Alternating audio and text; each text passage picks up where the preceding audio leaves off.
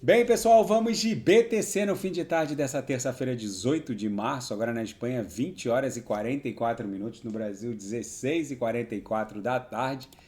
Gente, a BTC tá pesada e volátil porque a Nasdaq também sentiu bastante todo esse nervosismo do mercado. Na verdade, está todo mundo em compasso de espera com que o Fed vai, não com relação à decisão sobre a taxa básica de juros, que basicamente o mercado já precificou que a taxa vai se manter inalterada. O que importa mesmo é que o que o Jerome Powell vai dizer. Então a gente chegou a fazer a mínima numa primeira agulhada, a BTC bateu 81,134, depois fez uma agulhada em 81,234, levemente ascendente. De uma maneira geral, aquela nossa figura triangularizada aqui no 15 minutos segue dando vigência a uma sequência de fundos ascendentes e a aresta superior flat. A BTC basicamente não consegue avançar para cima de 84, 85 mil dólares, mas também não consegue perder o fundo desenhado em 10 de março, lá em 76, 600 e pouco. No gráfico de Renko, a gente segue com um box comprador aqui no Renko, com um box de 2 mil dólares. Na minha leitura, isso aqui só vai ostentar alguma resistência relevante lá em 90, 91 mil dólares. Tem muita coisa acontecendo. Gente, não é só a decisão do Fed. Vocês vejam que as negociações entre o Vladimir Putin e o Donald Trump para pôr fim à guerra russo-ucraniana já está rendendo frutos. O Putin teria aceito, num primeiro momento, não mais bombardear a infraestrutura ucraniana, principalmente a infraestrutura energética. Para o Putin também é bom, porque ele vai ficar com quase a metade do território. Se ele ficar bombardeando estradas e termoelétricas, basicamente ele mesmo teria que reconstruir isso tudo. Para ele, em última análise, isso também é bom. Mas agora a principal notícia é que fundos internacionais, incluindo americanos, já podem voltar a negociar os títulos russos. O que eu quero dizer para os senhores? Gente, não aguardem o fim da guerra russo-ucraniana. Não aguardem a sinalização do Jerome Powell quanto ao encerramento desse quantitative tightening. Vocês podem ter certeza do seguinte: os gestores de fundos, analistas agora, eles colocam eles estão apontando um percentual acima de 40% de que vai haver uma recessão nos Estados Unidos. Essa última corretiva da Nasdaq, basicamente, foi a precificação da recessão. Só que quando a recessão efetivamente começar, o mercado ele sempre olha para frente, gente. Quando a recessão efetivamente vier, isso aqui já vai estar escalando para desenhar novas máximas de todos os tempos, porque o mercado ele precifica o futuro e não o que está acontecendo. O futuro, o que é o futuro? O futuro é uma mega expansão do market cap de S&P, das empresas que compõem a Nasdaq 100 e S&P 500, porque com a recessão chegando, vocês podem ter certeza que o Fed encerra na mesma hora esse quantitative tightening. Ele vai iniciar a maior rodada de impressão de dólares da história. Vocês precisam estar antecipados a tudo isso que está por vir. Se o Jerome Powell sinalizar que vai haver mais de 2 cortes na taxa básica de juros ainda em 2025, isso vai acontecer invariavelmente, porque os Estados Unidos estão se encaminhando para uma recessão por um motivo muito óbvio. A participação do setor público na economia norte-americana foi absurdamente subestimada, e com o Departamento de Eficiência Governamental cortando mais de 1 bi de gastos por dia, agora o Elon Musk quer elevar os cortes para mais de 2 bi, com B de Barcelona, de gastos dia. Gente, a economia norte-americana ela é fortemente dependente da participação do setor público. Só que com o quantitative tightening se encerrando e o quantitative easing acontecendo, com a mega rodada de impressão e a recessão batendo na porta da economia norte-americana, vocês podem ter certeza que, além da participação do setor público voltar a avançar, vai vir uma mega rodada de impressão, o mercado precifica o futuro. Eu espero sinceramente que vocês estejam embarcados. Vocês vejam que algumas altcoins ligou o banzai para a BTC, enquanto a maioria das altcoins está ali corrigindo 1 e pouco, 2, TRX está subindo quase 5%, a BNB nem sentiu essa queda. Ontem a Atom explodiu por 3, na verdade a Atom vem subindo por 3 dias consecutivos, hoje é que deu uma arrefecida, na próxima pernada ela ultrapassa $5. Essas pessoas não estão conseguindo entender a grandiosidade do que está por vir. Eu sei que a BTC está um pouco volátil, mas ela não teve força nessa última queda de sequer ameaçar o fundo da semana passada, desenhado em 76.606. Eu sei que a gente fez a mínima hoje em 81.134, mas é um fundo fortemente ascendente em relação à agulhada da semana passada. Amanhã pode ser que a BTC fique volátil, mas vocês precisam entender tudo o que está acontecendo e de forma concomitante. É o encerramento da guerra russo-ucraniana, é a volta de negociação de grandes corporações ocidentais junto ao mercado russo.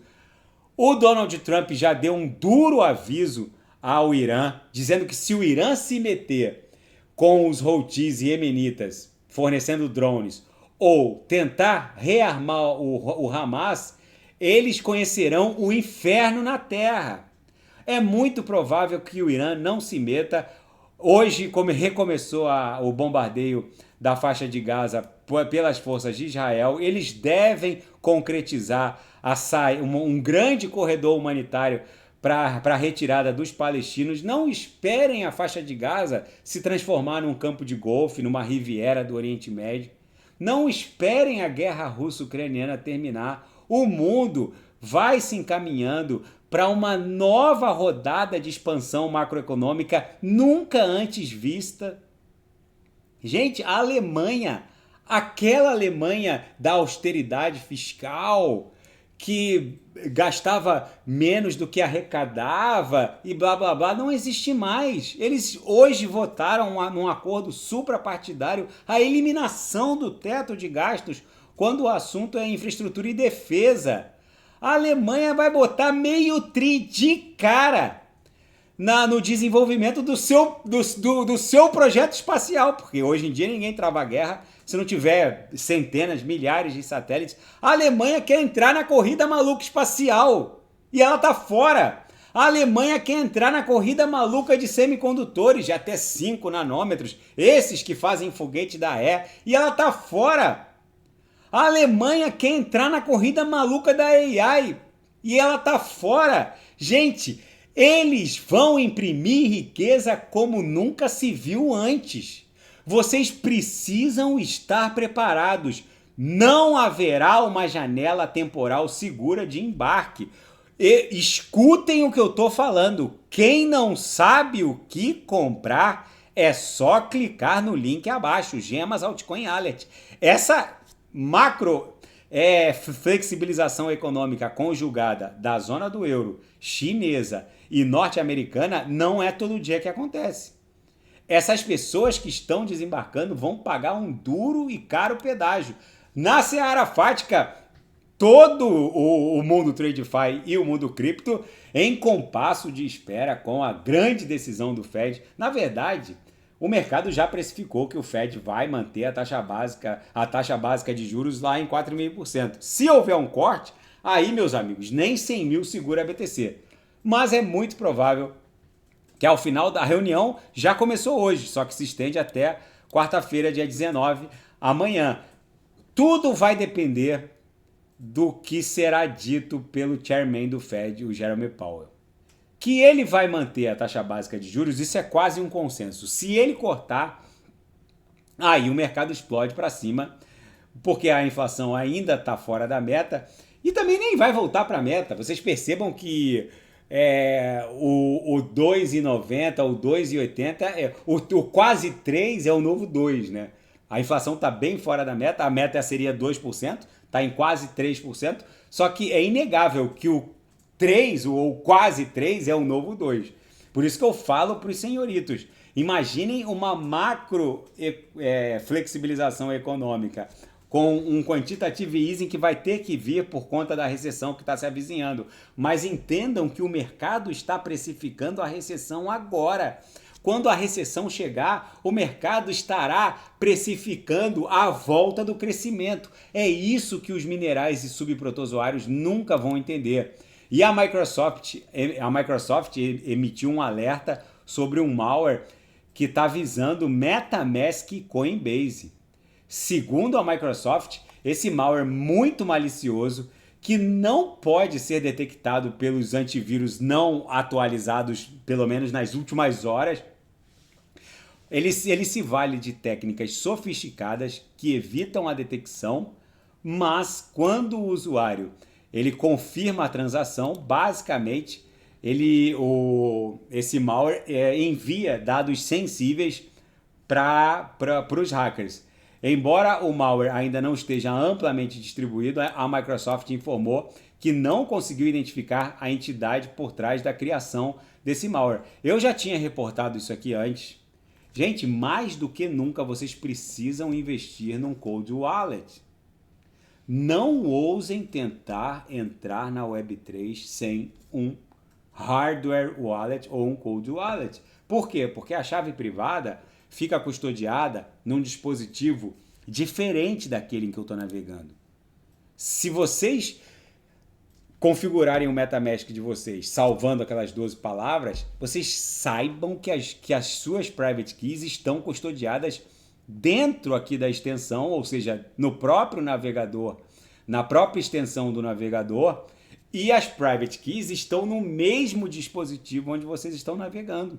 Então, um malware mais sofisticado como esse pode facilmente drenar as suas carteiras. E outra, entendam o seguinte, esse malware já teria feito 20 vítimas, né? Usuários, 20 casos já teriam sido reportados, mas provavelmente é muito mais.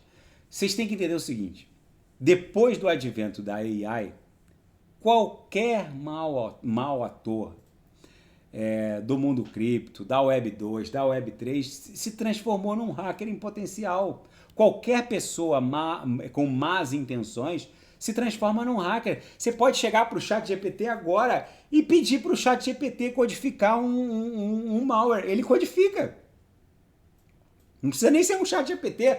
A DeepSeek codifica um malware. Então, qualquer pessoa com más intenções se transformou num hacker potencial depois do advento da AI.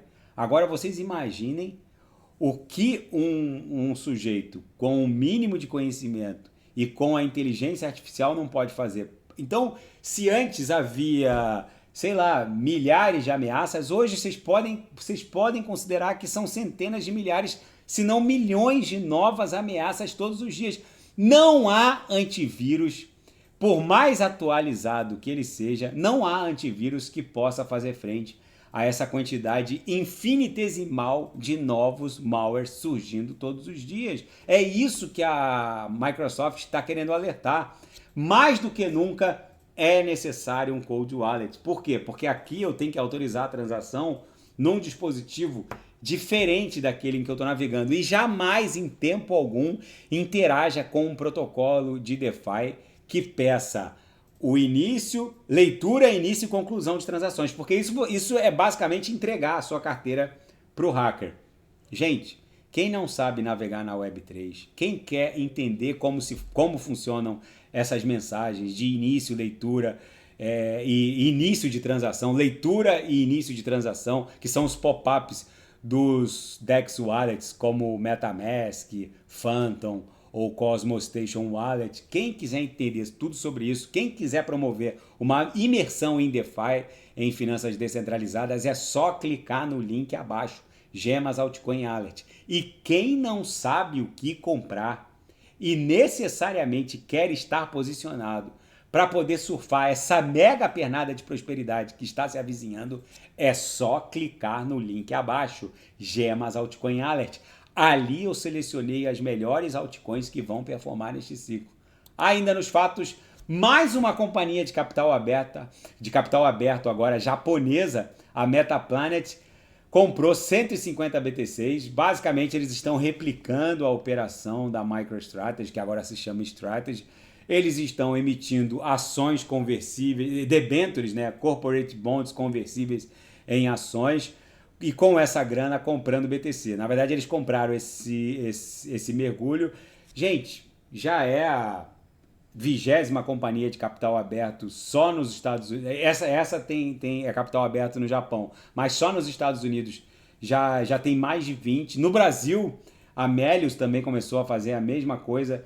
Gente, eu insisto com os senhores, esse fenômeno, essa fenomenologia de empresas de capital aberto emitindo debêntures conversíveis em ações para comprar BTC, agora está se espraiando por todas as bolsas do planeta. Eu insisto com os senhores, não existe BTC para todo mundo. Vocês precisam entender isso. Quem não sabe o que comprar é só clicar no link abaixo, Gemas Altcoin Alert. Na seara geopolítica e finanças internacionais, Nasdaq 100 estende a queda livre, cai mais 315 pontos, S&P 500 também caiu. Basicamente, Tesla, Nvidia, todas as 7 magníficas sangraram muito hoje. Vocês vejam que vocês precisam entender o seguinte, gente. Em market cap, a Nasdaq 100 e o S&P 500 já perdeu basicamente 5 trilhões e meio, 6 trilhões em market cap. Vocês precisam entender o seguinte. Tem que haver necessariamente uma proporcionalidade dimensional entre o endividamento público norte-americano, que está indo para 40 trilhões, até o final do mandato do Donald Trump vai bater 50 trilhões, e o market cap dessas corporações. Porque, em última análise, são essa gastança desenfreada do Estado norte-americano, que precisa se financiar aumentando o endividamento, vai ser pago pelo mercado TradeFi e agora também pelo mundo cripto.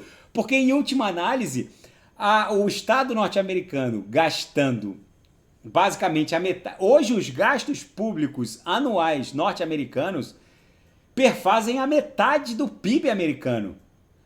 Vocês precisam entender que tem que necessariamente haver uma proporcionalidade dimensional entre o market cap dessas corporações que constroem o PIB, que são responsáveis, porque o PIB de um país é a quantidade de riqueza que ele produz em um ano.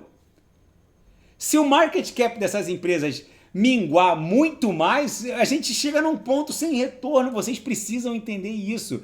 Existe necessariamente uma proporcionalidade matemática entre o endividamento ad infinitum do governo norte-americano e o market cap dessas corporações. Essas pessoas acham que, ai, Renato, como pode a Nvidia valer 4 trilhões? Gente, vocês não precisam se preocupar com a Nvidia valendo 4 trilhões.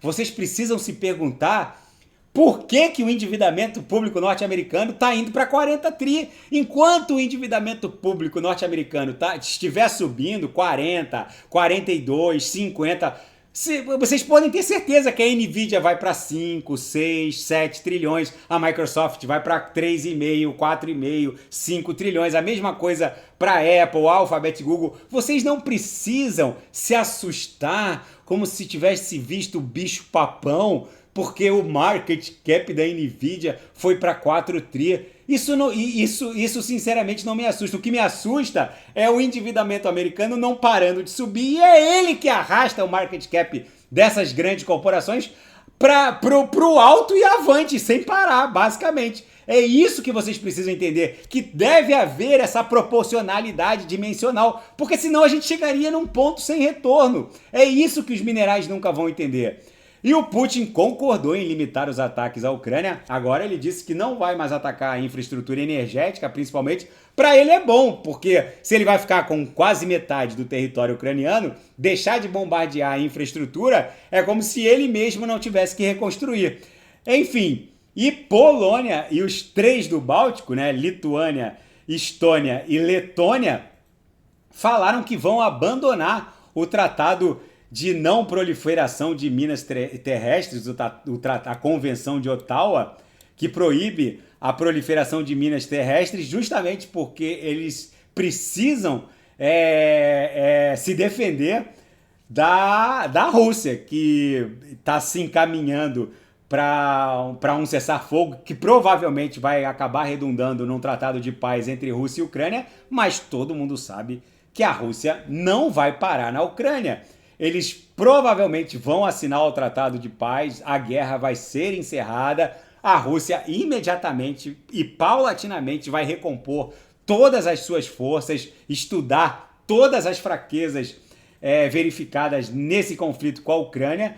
E o próximo alvo provavelmente ou é Polônia, ou é Lituânia, ou é Letônia, ou é Estônia, ou é Finlândia. Então a própria Finlândia também se uniu ao coro de Polônia, Lituânia, Letônia e Estônia, também disse que vai sair do tratado de não proliferação de minas terrestres e vai basicamente minar toda a sua fronteira, todo o seu fronte oriental para se defender de uma futura e provável investida russa. Gente, mas isso é coisa para daqui a 5, 6, talvez 7 anos. Isso não vai acontecer agora. Nesse cenário apocalíptico Mad Max, vocês vejam que a gente nitidamente está desenhando uma cunha aqui no diário que tem por centro gravitacional a própria média móvel de 200 períodos. Apesar dessas 4 tentativas de transpasse de baixo para cima contra a MM200 terem falhado, eu não arriscaria uma tentativa de estresse desse fundo aqui desenhado em 11 de março, em 76606. É muito mais factível que a gente estresse essa LTB, linkando todos esses topos descendentes lá no patamar de 90, talvez 91 mil dólares, justamente porque tem tanta coisa prestes a acontecer. O mundo pode presenciar o encerramento abrupto desse conflito russo-ucraniano. As corporações americanas, os fundos já podem vender os títulos russos. Agora, o Fed pode sinalizar um quantitative easing para encerrar esse quantitative tightening. Tudo vai depender da fala do Jerome Powell amanhã. Eu não me arriscaria a ficar desembarcado, porque na pior das hipóteses, a BTC poderia desenhar um fundo duplo com 76,606. Mas, na melhor das hipóteses, a BTC facilmente poderia explodir em direção aos cumes dessa macroacumulação em 108, 109. Aí, meus amigos, se vocês estiverem desembarcados das melhores altcoins, vocês vejam que hoje TRX, BNB, Polkadot nem sentiram essa queda da BTC. E uma eventual pernada de alta da BTC, a dominância desabaria. Vocês vejam que a dominância está caindo, mesmo com essa bizarrice em termos de volatilidade. Então, na minha leitura, é muito mais arriscado estar desembarcado do que estar embarcado no mundo cripto e na BTC. Por isso eu insisto, quem não sabe o que comprar é só clicar no link abaixo. Gemas Altcoin Alert, tá bom, pessoal? Se nada fugir do script, eu volto amanhã para analisar a própria BTC. Fiquem com Deus e quem quiser sugerir é só colocar nas mensagens abaixo. Até amanhã, grande abraço, fiquem com Deus.